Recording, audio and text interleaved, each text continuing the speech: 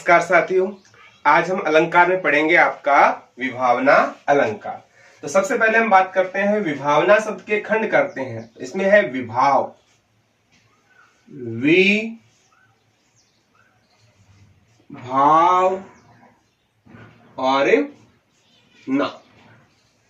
वि आपका उपसर्ग है, भाव आपका शब्द है और ना। हम पढ़ते हैं विभाव, अनुभाव, संचारी भाव, स्थायी भाव। तो भाव आपका शब्द, वि उपसर्ग और अंत में ना जुड़ा हुआ है। इसके अंदर क्या होता है ये विभावना अलंकार? देखो, सामान्यतः हम जब भी कोई कार्य करते हैं तो किसी कार्य के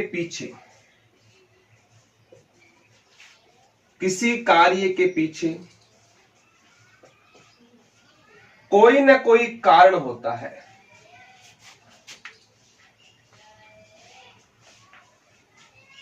किसी कार्य के पीछे कोई ना कोई क्या होता है? कारण होता है। जब बिना किसी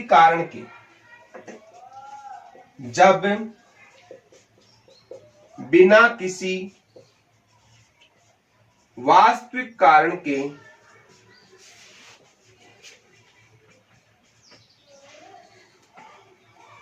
कार्य हो जाता है,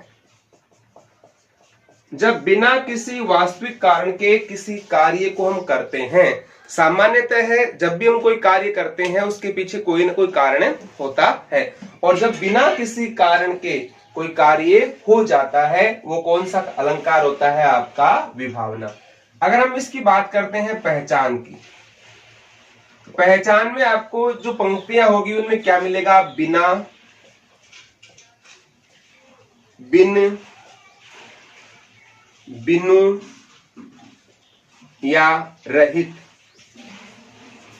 इस प्रकार के शब्द हैं वो आपको पंक्तियों में देखने को मिल जाएंगे। बिना, बिन, बिनु, रहित। जैसे एक प्रसिद्ध पंक्ति आती है, निंदक नियरे राखिए, निंदक नियरे राखिए, आंगन कुटी छवाए,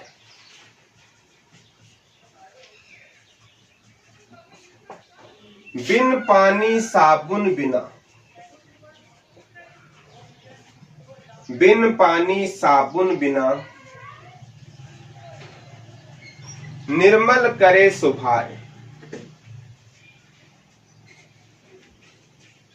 कबीरदास जी ने कहा था क्या कि जो व्यक्ति निंदा करता है, आलोचना करता है, उसको अपने पास में रखना चाहिए। नियर यानी पास में।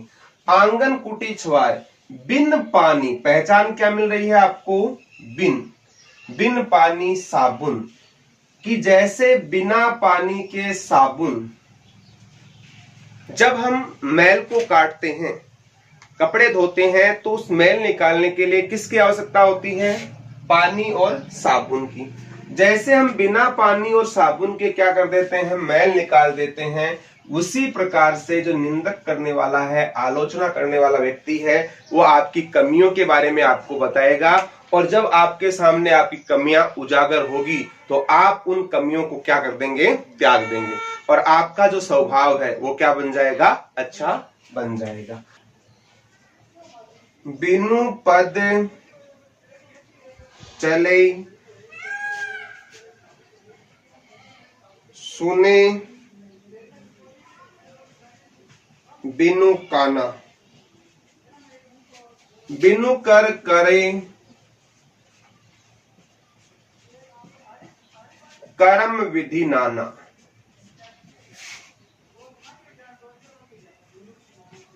आनन रहित सकल रख भोगी, बिनु पावत वक्ता वर्ण जोगी।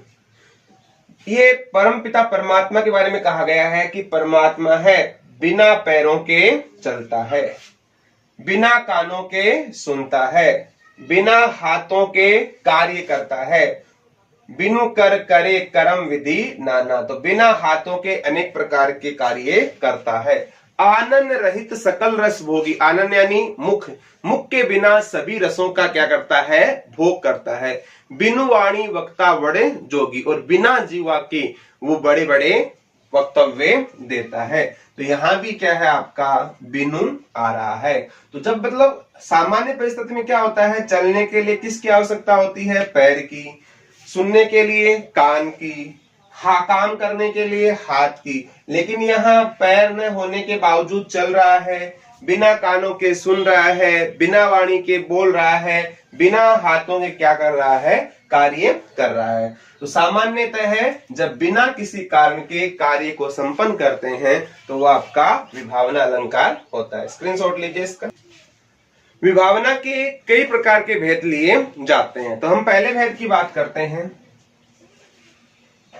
अपूर्ण या अपर्याप्त कारण से कार्य होना,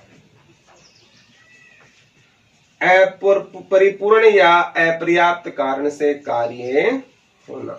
इसका मतलब कारण कैसा है, अपर्याप्त, फिर भी क्या होता है, कार्य होता है। तो ऐसा भी क्या होता है आपका विभावना अलंकार माना जाता है। जैसे हम एग्जांपल देखते हैं, आक दतूरे फूल चढ़ाए, रेजत है त्यों लोक के स्वामी।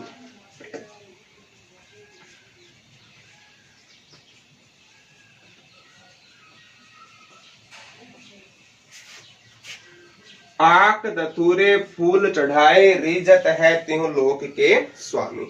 इसमें देखो अपर्याप्त कारण कैसे, आक और दतूरा कैसा पदार्थ है आपका, सामान्य पदार्थ है।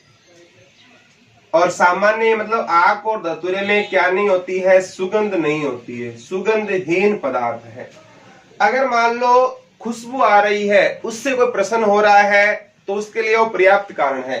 लेकिन आक और धतूरा ऐसा पुष्प है जिसमें सामान्य पुष्प है, न किसी प्रकार की सुगंध है, और उन पुष्पों से तीनों लोक के स्वामी हैं वो क्या हो जाते हैं, खुश हो जाते हैं। तो कैसा कारण है, अपर्याप्त कारण है, और इनसे क्या हो रहा है, कार्य। तो यहां भी कौन सा है आपका विभावना अलंकार।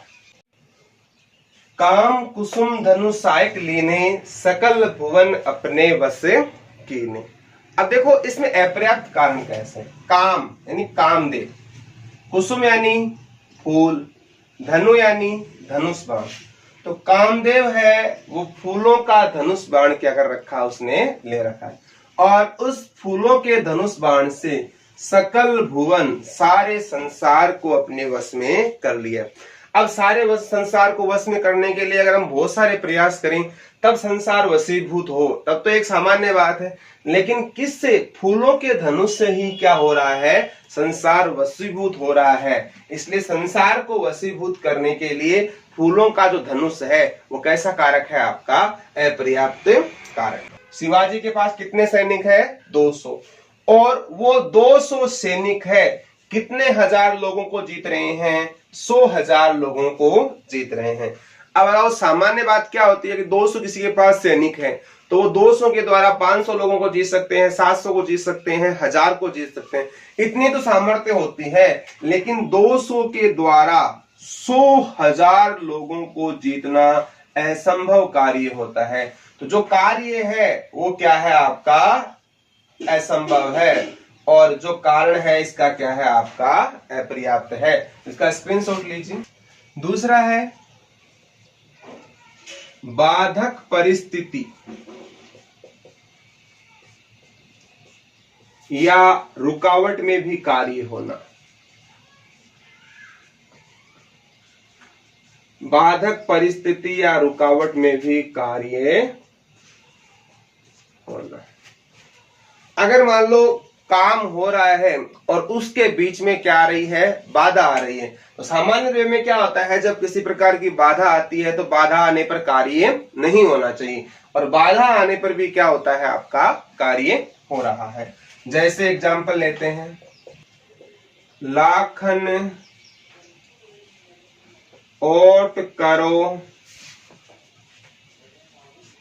किन घूंघट चंचल नैन छिपे ना छिपाए।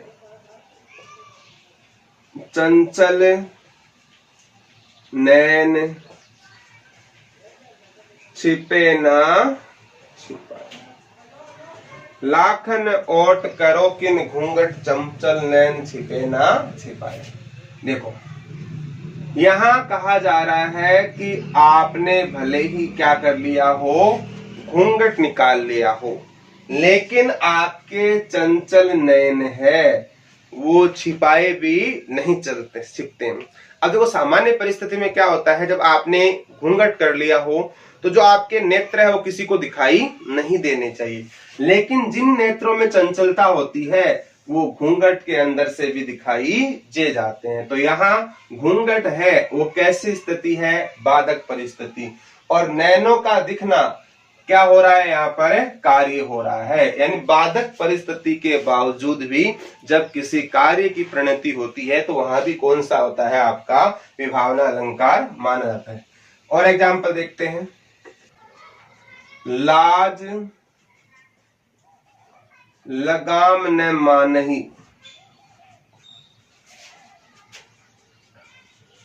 नैना मो बस नाही, नैना मो बस नाही।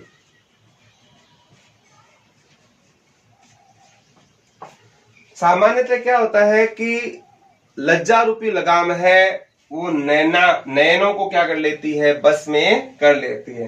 तो लज्जा रूपी लगाम होने के बावजूद भी जब नयन है वो बस में नहीं हो रहे हैं, इसका मतलब लगाम है वो उसके लिए बाधक परिस्थिति है, और फिर भी नयन है वो क्या रह रहे हैं, चंचल है। तो यहाँ भी क्या हो रहा है, आपका कार्य हो रहा है। एग्जाम्पल देखते हैं, यद्यपि बसे हरि जाए, हरि यानी भगवान श्री कृष्ण, जब से भगवान श्री कृष्ण वहां जाकर बस गए हैं, आवत पावत नहीं, वहां से लौट कर नहीं आ रहे हैं।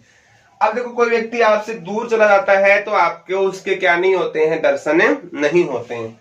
तो भगवान श्री कृष्ण है उनको छोड़कर दूर चले गए हैं, वहां से उनका आना जाना नहीं हो रहा है। फिर भी वो क्या कहती है, हे मिलत मोहि नित तदपि सखी, हे सखी फिर भी मैं उनसे मिलती हूँ। व्यक्ति दूर चला जाता है वो उसके लिए कैसी स्थिति है, आपकी बाधक स्थिति। प्रतिदिन सपने माही, और मैं प्रतिदिन सपने के अंदर भगवान श्री कृष्ण है उनको देखते हूँ। मतलब दूर जाने के बाद में परिस्थिति बाधक है कि दूर जाने के बाद में कोई इंसान को हम देख नहीं सकते हैं, लेकिन जो प्रिय है सखी है वो कह रही है कि मैं उनको सपने के अंदर क्या कर रही हूँ, देख रही हूँ। तो यहाँ भी बाधक परिस्थिति है और देखने का क्या हो रहा है, कार्य हो रहा है। तीसरा बिंदु है कारण के अभाव में कार्य होना। कारण के अभाव में कार्य होना, कारण के अभाव में क्या होना, कार्य होना, कि बिना किसी स्वाभाविक कारण के कार्य जहां होता है तो वो कौन सा अलंकार होता है, आपका विभावना। जैसे मैंने पढ़ा था ना, निंदक नियरे ना किए आंगन कुटी छवाए, बिनु पद चले सुने बिनु काना, ये कैसे में आते हैं, आपके कारण के अभाव में कार्य। एक तो कौन सा आपका निंदक नियरे राखिए, निंदक नियरे राखिए, और एक आपका बिनु पद चले सुने बिनु काना, ये भी इसी के अंतर्गत आता है। और देखते हैं, सखी इन नैनन, सखी इन नैनन ते घन हारे,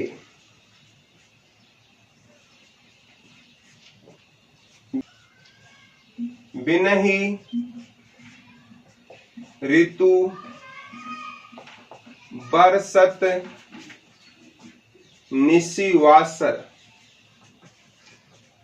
मिलन सदा मिलन दो तारे। सखी इन नैनन ते घर हारे, कि हे सखी इन आंखों के सामने बादल भी हार गए। क्यों? बिना ही ऋतु, क्योंकि बादल तो है वो ऋतु के अनुसार ही क्या करते हैं, बरसते हैं, लेकिन प्रिय वियोग में जो मेरी आंखें हैं वो निसी वासर दिन और रात क्या करती रहती है, बरसती रहती है। यानी जो वर्षा होती है उसकी एक निश्चित ऋतु होती है, वर्षा ऋतु में होती है, लेकिन आंखों से गिरने वाला जल है वो प्रतिदिन क्या हो रहा है, बहता रह रहा है। इसलिए क्या है आपका, कारण के अभाव में कार्य होना। एक एग्जाम्पल और लेते हैं, मुनि तापस जिनते दुख नहीं, मुनि तापस जिनते दुख नहीं, ते नरेश बिनु पावक दही, ते नरेश बिनु पावक दही। मुनि तापस जिनते दुख नहीं, ते नरेश बिनु पावक दही। मुनि तापस जिनते दुख नहीं, ते नरेश बिनु पावक दहे। अब देखो, नरेश यानी राजा, पावक यानी अग्नि, बिनु यानी बिना, बिना अग्नि के ही क्या कर रहा है, जल रहा है। तो सामान्य स्थिति में कोई व्यक्ति जलती है, कोई व्यक्ति जलता है, किससे जलता है, आग से। और यहाँ पर जो राजा है वो बिना आग के ही जल रहा है। तो जहाँ स्वाभाविक कारण नहीं हो उसके विरोध में भी अगर कार्य हो रहा है तो कौन सा अलंकार होता है, आपका विभावना अलंकार होता है। इसका स्क्रीनशॉट लीजिए। चौथा है, वास्तविक कारण के स्थान पर, वास्तविक कारण के स्थान पर अन्य कारण से कार्य होना। वास्तविक कारण के स्थान पर अन्य कारण से कार्य होना। कि सामान्यतः है वास्तविक कारण के अभाव में क्या होता है, कार्य। यहाँ वास्तविक कारण को छोड़कर किसी अन्य कारण के आधार पर भी क्या होता है, आपका कार्य होता है। देखो, नील कमल से कैसे तीर निकलते हैं भी कर सकते हो, या बरसते हैं भी कर सकते हो। अब देखो, सामान्यतः जो तीर हैं वो किससे बरसते हैं, धनुष बाण से। लेकिन यहाँ पर तीर किससे निकल रहे हैं, आपके नील कमल से क्या निकल रहे हैं, तीर। अगर मान लो कह किसी के पास धनुष है, फिर उससे क्या निकल रहे हैं, तीर निकल रहे हैं। तो सामान्य कारण से कार्य हो रहा है, लेकिन धनुष के बिना ही क्या निकल रहे हैं, आपके तीर निकल रहे हैं। और चंपक लतिका से, चंपक लतिका से उड़ी गहब गुलाब सुवास। चंपक लतिका से उड़ी गहब गुलाब सुवास। रैन अमावस से लख्यो, रैन अमावस से लख्यो प्रगट्यो परत प्रकाश।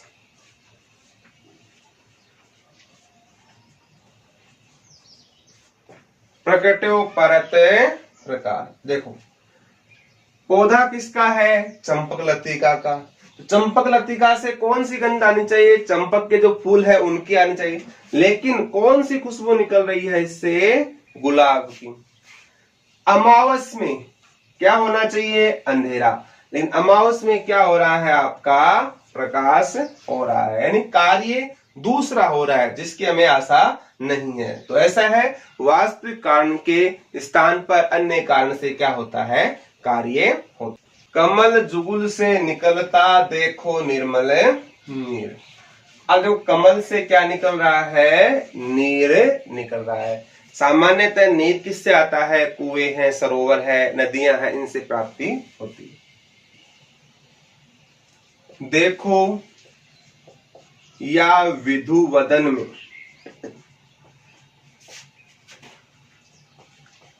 रस सागर उमगात।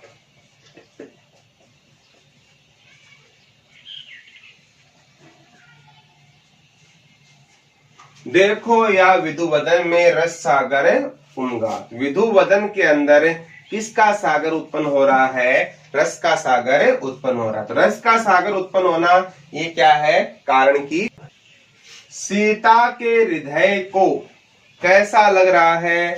शीतल लग रहा है। क्या? जली हुई लंका है। जब हनुमान जी लंका को जलाकर गए थे तो लंका की जो लपटें हैं वो सीता के हृदय को क्या प्राप्त करती है? शीतलता प्रदान करती है। अब बताओ, अग्नि है, अग्नि क्या करती है? जलाती है, जलाना। और शीतलता मतलब है शीतलता प्रदान। तो जलाना और शीतलता दोनों कैसे हैं? आपके विपरीत तत्व हैं। तो विपरीत तत्व जहां आए वहां आपका विरोधाभास अलंकार भी होता है और विरोध स्थिति के कारण कार्य होता है तो विभावना अलंकार भी होता है। दोनों ही मान सकते हो। यहाँ पर स्थिति कैसी है? जला हुआ है, फिर क्या लग रही है? शीतलता लग रही है। विरोधाभास की स्थिति बन रही है और आपका कार्य भी, आग हूं जिससे ढलकते बिंदु हिमजल के। आग, आग क्या करती है? जलाती है। और आग किसका एहसास करा रही है? हिमजल का, यानी शीतलता का अनुवाद कर रही है। तो ज्वाला और शीतलता यहां भी दोनों भी क्या है? आपके विरोधी तत्व। अब देखो, चांदनी रात है। चांदनी रात क्या प्रदान करती है? शीतलता प्रदान करती है। और चांदनी रात में ही जो विरहिणी जो बाला है उसको शीतलता के स्थान पर क्या मिल रही है? आपकी व्याकुलता प्राप्त हो रही है। तो शीतलता और व्याकुलता दोनों कैसे हैं? आपके विरोधी भाव। मीठी लगे अखियन लुनाई, मीठी लगे अखियन लुनाई। अब देखो, लुनाई का मतलब ऐसे नमक लेते हैं ना, और वैसे यहाँ पर क्या है? सौंदर्य, कि तुम्हारा आंखों का सौंदर्य वो असीम लगता है, ऐसा है। लेकिन हम सामान्य देखते हैं मीठा और लूण दोनों कैसे हो गए? आपके विरोधी तत्व। विरोधी तत्व है मीठा और नमकीन या लुणाई यानी नमकीन। देखने में आपको सामान्य क्या लगते हैं? मीठा नमकीन विरोध है, लेकिन वास्तव में विरोध है नहीं। कि तुम्हारी आंखें है, उसका सौंदर्य है, बड़ा अच्छा है, और विरोधी होने के बावजूद यहाँ कैसा लगता है? विरोध का आभास है। इसलिए यहाँ पर आपका विरोधाभास अलंकार भी हो जाएगा और काम हो रहा है तो इसके अंदर आपका विभावना अलंकार भी है।